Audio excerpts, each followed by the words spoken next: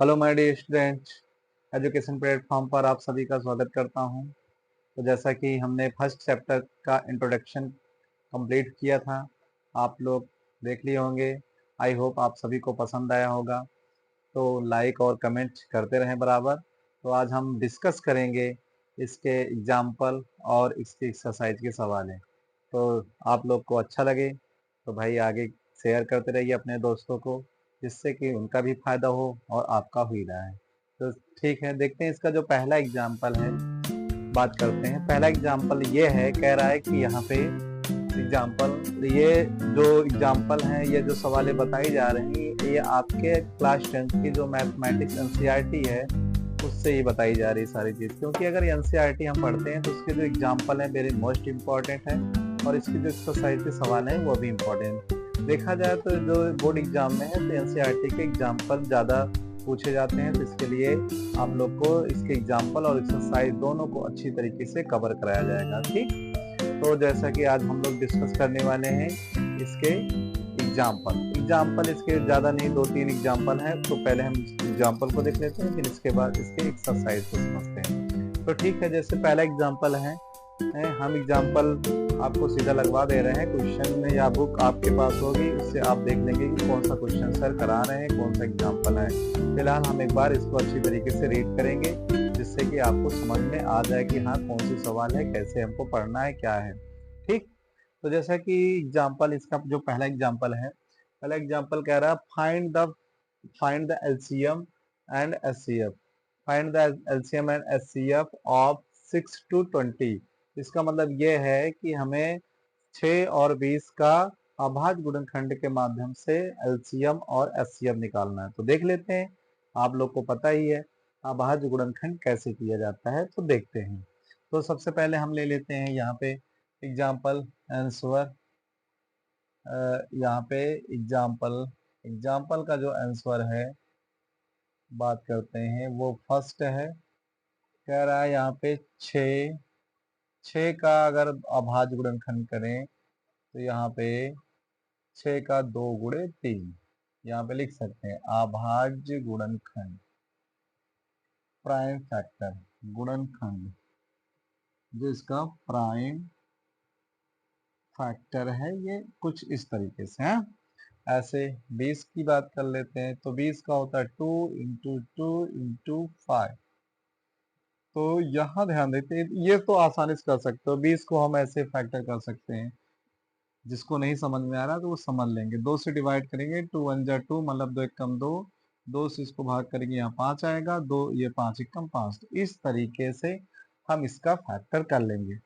अब यहाँ पे इनका जैसे एचसीएफ निकालना है, तो एचसीएफ में हम देखेंगे दोनों में मैच क्या कर रहा है। तो दोनों में जो मैचिंग कर रहा है वो 2 हो रहा है। और एलसीएम निकालने की बात आएगी, तो एलसीएम पहले जो मैच किया था, जो दोनों में था, उसको एक बार उतार लेते हैं, उसके बाद जो बचेगा उसको उतार लेते हैं। 3 × 2 × 5, फिर इन सब का गुणा कर देते हैं। 2×3 = 6, 6×2 = 12, 12×5 = 60। तो अब हम कह सकते हैं 6 और 20 का जो एचसीएफ आएगा वो 2 आया, और इनका जो एलसीएम आएगा वो कितना आएगा, 60 आया। आई होप आप सभी को समझ में आ गया होगा। इसको अच्छी तरीके से नोट करते हैं, फिर नेक्स्ट एग्जाम्पल पे हम चलते हैं। ठीक, अगर नोट हो गया हो तो आगे हम एग्जाम्पल पे चलते हैं। तो एग्जाम्पल हम सेकंड की ओर डिस्कस करते हैं। आप लोग को समझ में आ गया होगा। कोई दिक्कत होगी तो कमेंटबाजी में कमेंट कर सकते हैं, कोई दिक्कत नहीं है। ध्यान से कंसंट्रेट होकर पढ़ाई करते रहे हैं बच्चे। और आप लोग का बोर्ड का एग्ज़ाम पता ही है, फरवरी माह में होगा। तो अभी तुम्हारे पास जो 7-8 महीने है, उसमें अच्छी तरीके से तैयारी करो, जिससे कि ये सारे चैप्टर अच्छी तरीके से कवर हो जाए और रिवाइज हो जाए, जिससे कि बोर्ड में आने वाले क्वेश्चन को अच्छी तरीके से दहाड़ कराओ, अच्छी तरीके से भूसा बना के आओ, एकदम बढ़िया से। ठीक, तो कोई एग्जाम्पल सेकंड की बात कर लेते हैं। तो यहाँ पे एग्जाम्पल सेकंड, जो हमारा एग्जाम्पल सेकंड है, वो भी कह रहा है कि प्राइम फैक्टर से 96 और 404 का एचसीएफ निकालो और एलसीएम निकालो। तो देखते हैं कैसे निकालते हैं। तो पहले हम 96 का क्या कर लेते हैं, यहाँ पे फैक्टर कर लेते हैं। 96 का अगर फैक्टर करते हैं तो 2 से काटेंगे, 2 चौक 8, 2 8 16, 2 से काटेंगे 2 दूना 4, 2 चौक 8, 2 से काटेंगे 12, 2 से काटेंगे तो 6 और 2 से काटेंगे तो 3 आएगा और इसका 3 एकम 3 आया। यहाँ पे जो इसका फैक्टर आएगा 2 गुणे 2 गुणे 2 गुणे 2 गुणे 2, कितने 2 हैं 1 2 3 4 5, तो 1 2 3 4 5 और इंटू 3 ये लिख लिए। उसके बाद 404 का हम फैक्टर कर लेते हैं। 404 का देख लेते हैं फैक्टर कैसे होता है। 2 से डिवाइड करेंगे 2 2 जा 4, 0 2 2 जा 4, 2 से करेंगे 2 1 जा 2, 0 1, 2 1 जा 2, ये किससे जाएगा 3 से तो जा नहीं सकता, 7 से जा सकता है, 7 1 जा 7 और इसको कितना मिलेगा यहाँ पे 7 1 जा 7, तो 7 नहीं मिल जाएगा, 7 से नहीं कट सकता है, ये कटेगा 9 से, या 7 से कटा था, 7 3 मिलेगा तो ये इससे कटेगा नहीं, तो इसके लिए ये नहीं होगा फैक्टर सीधा। तो यहाँ पे 404 का जो होगा प्राइम फैक्टर वो होगा 2 इंटू 2 इंटू 101। तो अगर इनकी एचसीएफ की बात कर लेते हैं तो दोनों में क्या मैच कर रहा है एचसीएफ में, दोनों में 2 गुणे 2, इसका मतलब कितना आएगा इसमें 4 आएगा। ठीक, अगर एलसीएम बात करता है तो एलसीएम हमने बताया था कैसे निकालना है। पहले जो मैच कर रहा है उसको लिख लो, ये दोनों, पहले ये 2 इंटू 2, उसके बाद जो रिमेन्स बचेंगे, जो शेष बचेंगे उनको हम राइट डाउन कर लेंगे, 2 इंटू 2 इंटू 2 इंटू 3 इंटू 101। अब सबका हम मल्टीप्लाई कर देते हैं, 2 दूना 4 दूनी 8 दूनी 16 दूनी 32, 32 और 3 का गुणा इसके साथ करते हैं तो यहाँ पे 303 गुणे 32, गुणा कर देते हैं, मल्टीप्लाई करते हैं, 2 तिहाई 6, ये 0, 2 तिहाई 6, 3 त्रिका 9, 0 9, तो यहाँ पे आएगा क्या 6969, तो यहाँ लिख सकते हैं 9696। इस तरीके से हमें क्या करना है, प्राइम फैक्टर के माध्यम से, अभाज्य गुणन के माध्यम से किसी भी संख्या का एचसीएफ और एलसीएम निकाल सकते हैं। आई होप आप सभी को समझ में आ गया होगा। इसको अच्छी तरीके से राइट डाउन कर लो और फिर आगे एक आध एग्जाम्पल और होंगे उस पर हम डिस्कस कर लेते हैं, फिर इसके एक्सरसाइज को आज डिस्कस करेंगे। चाहे जितना समय लग जाए, आज इसको हम एक्सरसाइज को अच्छी तरीके डिस्कस कर देंगे जिससे कि आप लोग भी इसको क्लियर करके अच्छी तरीके से राइट डाउन कर लें। ठीक, तो ये राइट डाउन कर लें, तब तक आगे चलते हैं।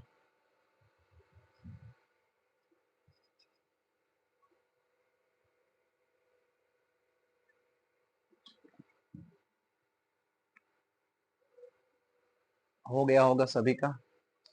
तो हमारे प्यारे दोस्तों, हमारे प्यारे बच्चों, आगे बढ़ते हैं क्वेश्चन थर्ड की ओर।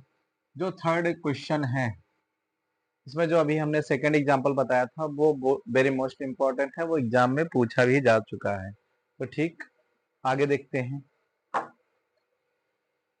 जो यहाँ पे एग्जाम्पल थर्ड है, एग्जाम्पल थर्ड की बात कर लेते हैं। एग्जाम्पल थर्ड क्या कह रहा है कि check whether 4 power n can end with the digit 0 for any natural number। तो बात इसका मतलब ये हुआ कि यदि कोई n प्राकृतिक संख्या के लिए 4 पावर n 0 पे समाप्त होगा, मतलब उसका अंक 0 पे समाप्त होगा, तो इसके लिए भी रूल है, क्या है देखते हैं और हम डिस्कस करते हैं। जैसे 4 का पावर n है, ये है, कह रहा है ये 0 पे, तो लिखेंगे 4 पावर n, n प्राकृतिक के लिए, n प्राकृतिक के लिए 0 पर समाप्त होगा, या लिख सकते हैं 0 पर समाप्त होगा। समाप्त होने के लिए या होने के लिए अभाज्य गुणनखंड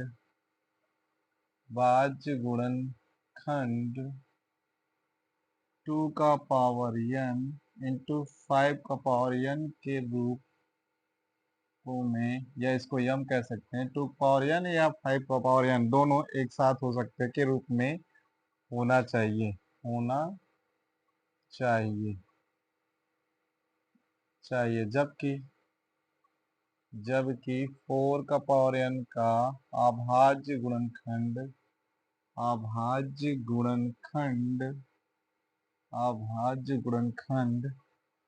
2 इंटू 2 का होल पावर n के रूप का है जो 2 power n into 5 power n के रूप का नहीं है, के रूप का अभाज्य गुणनखंड नहीं है, अभाज्य गुणनखंड नहीं है। अतः यह n के लिए प्राकृतिक संख्या 0 पे समाप्त नहीं होगी, 0 पर समाप्त नहीं होगी। तो ये रहा, इसका मतलब ये है कि अगर किसी भी संख्या n नेचुरल के लिए, n प्राकृतिक संख्याओं के लिए, यदि उसका अंक 0 पर तभी समाप्त होता है जब उसका अभाज्य गुणनखंड 2 इंटू 5 के फैक्टर में होना चाहिए। क्यों? क्योंकि अगर हम 2 और 5 का मल्टीप्लाई करेंगे तो वो 10 आएगा, मतलब लास्ट में उसके 0 डिजिट जो लास्ट होगी वो 0 आएगी। तो इससे ये कोई भी हम नंबर रखेंगे तो उसका अंक 0 पे समाप्त हो जाएगा। तो इसलिए अगर किसी भी प्राकृतिक संख्या के लिए उसे उसका अंक 0 पे समाप्त होने के लिए 2 इंटू 5 का फैक्टर होना चाहिए। अतः जो कि 4 का पावर n नहीं है, इसलिए ये 0 पे समाप्त नहीं होगा। ये आपके एग्जाम्पल थे एनसीईआरटी के। हमने तीनों के तीनों एग्जाम्पल अच्छी तरीके से डिस्कस कर लिया है, तो इसके लिए इसको आप अच्छी तरीके से प्रिपेयर कर लें, तैयारी कर लें, ठीक ठाक समझ लें। उसके बाद हम चलते हैं इसके एक्सरसाइज पे। तब तक आप लोग इसको शॉर्ट स्क्रीन कर लें या आगे हम चलते हैं। ठीक, तो ऐसे ही कुछ और सवाल हैं जो एक्सरसाइज में है, उस पर हम डिस्कस कर लेते हैं।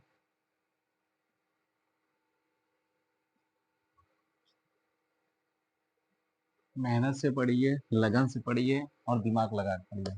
ठीक, क्योंकि पढ़ने से ही आपके अंदर जो नॉलेज है, एबिलिटी नॉलेज की और अच्छी तरीके से बढ़ती है। तो ठीक है, इसके हम चैप्टर जो है एक्सरसाइज है 1.1 उस पर डिस्कस करते हैं। एक्सरसाइज 1.1 दो ही एक्सरसाइज है, बहुत अच्छे अच्छे क्वेश्चन है। पहला हमारा प्राइम फैक्टर है, इसमें प्राइम फैक्टर, तो हम प्राइम फैक्टर अभाज्य गुणनखंड निकालना है। अभाज्य गुणनखंड तो देख लेते हैं। अभाज्य गुणनखंड में जैसे 140 है, 140 का फैक्टर कर लेते हैं। 2 से काटेंगे 7 आएगा, 2 से काटेंगे 2 तियाई 6, एक मिलेगा यहाँ पे, 2 पंचे 10। इसके बाद 5 से काटते हैं, 2 से 14, फिर 7 एकम 7। तो अगर देखा जाए तो 140 का जो प्राइम फैक्टर आएगा 2 into 2 into 5 into 7, 2 power 2 into 5 into 7।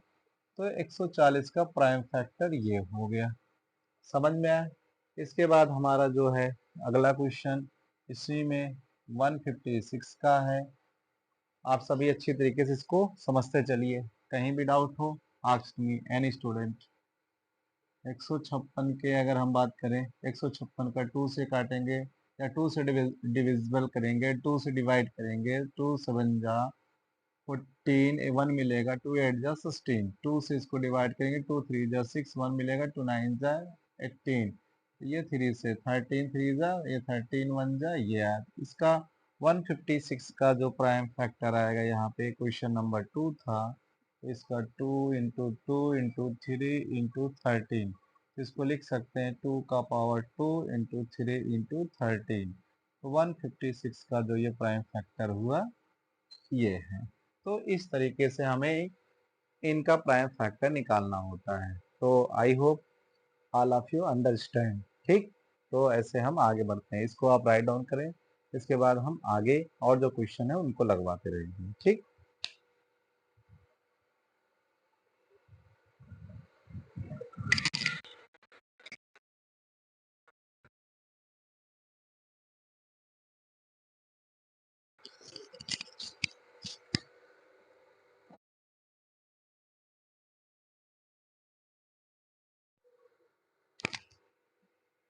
तो समझ में आ गया होगा आप सभी को ये क्वेश्चन। तो आगे बढ़ते हैं।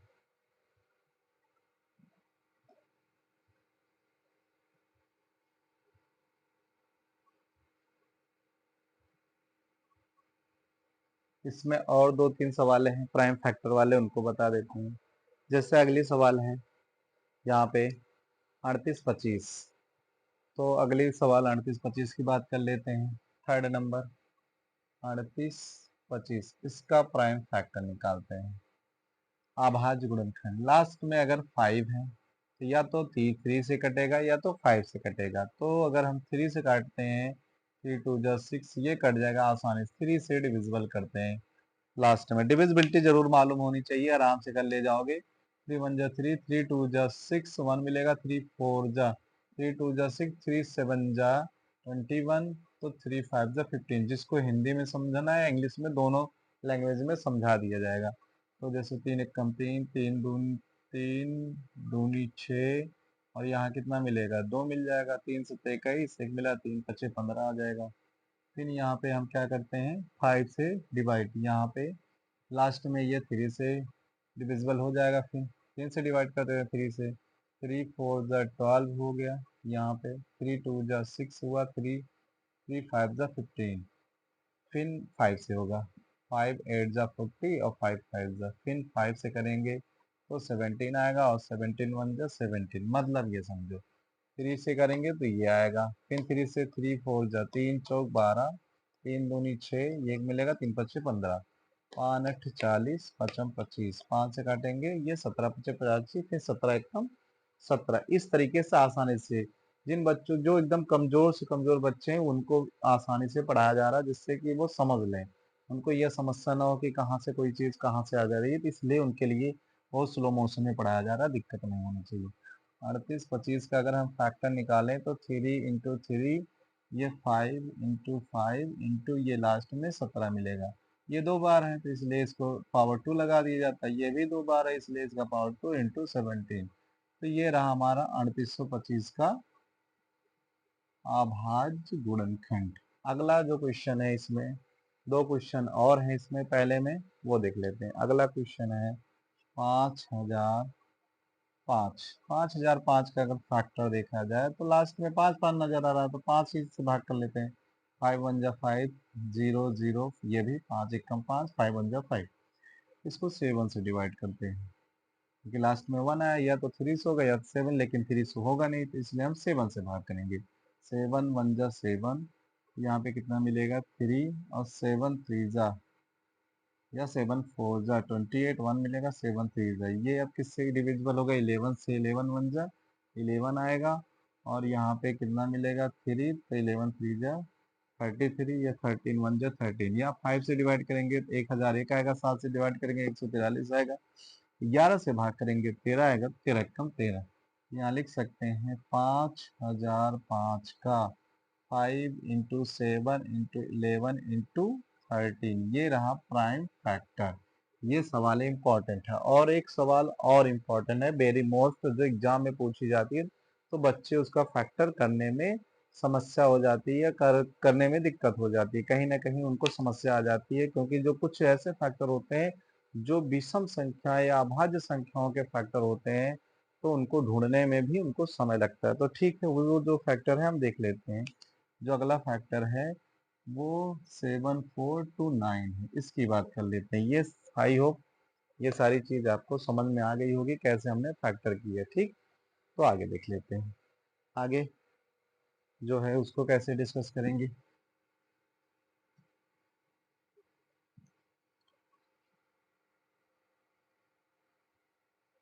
लास्ट में 9 है तो 9 या तो 3 से डिविजिबल होना चाहिए, या तो 7 से, या तो 9 से।